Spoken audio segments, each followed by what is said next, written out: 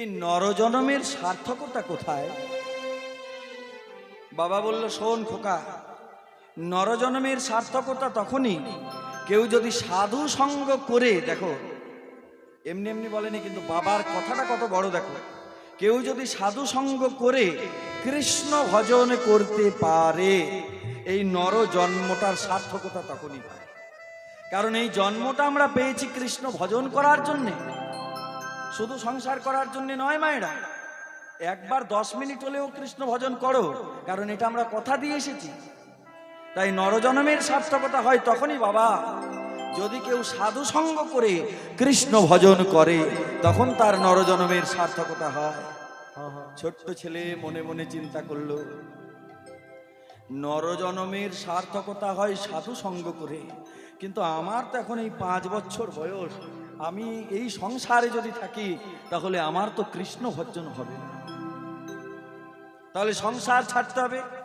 কিন্তু সংসারের মায়া যে আমাকে বেঁধে রেখেছে, আমার মা আমার বাবা, এরা কি আমাকে এখন বিদায় দেবে? এরা কি আমাকে বিদায় দেবে? তাহলে কি করি? জলে কুমির ডাঙায় বাঘ, মায়ের অনুমতি বিনা যদি যায় কৃষ্ণ ভজন হবে না, মায়ের আশীর্বাদ ছাড়া কৃষ্ণ ভজন হয় না।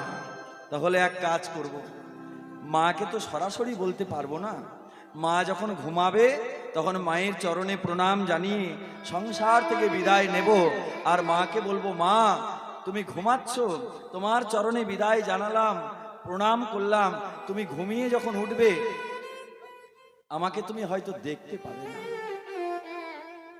কিন্তু তুমি আমার জন্য কেঁদো না, আমি কৃষ্ণ ভজনের পথে যাচ্ছি, মা আমার জন্য তুমি যেন কেঁদো না। পারলে তুমি সকালে উঠে তোমার ছেলেকে আশীর্বাদ করো, সে যেন বৃন্দাবনের রাধা কৃষ্ণের চরণ মাধুরী পায়। আমি চলে যাই রাত্রির অন্ধকারে, ওইটুকু দুধের বালক মায়ের চরণে প্রণাম জানিয়ে মেদিনীপুর জেলা ছাড়লো। ভাবলো আমি যাব বৃন্দাবনের পথে, আমি যাব নবদ্বীপের পথে, কোথায় গেলে গৌর প্রেম পাবো।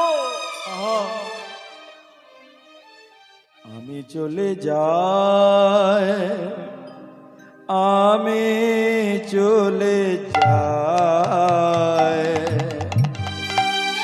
আমি চলে যাই, চলে যা।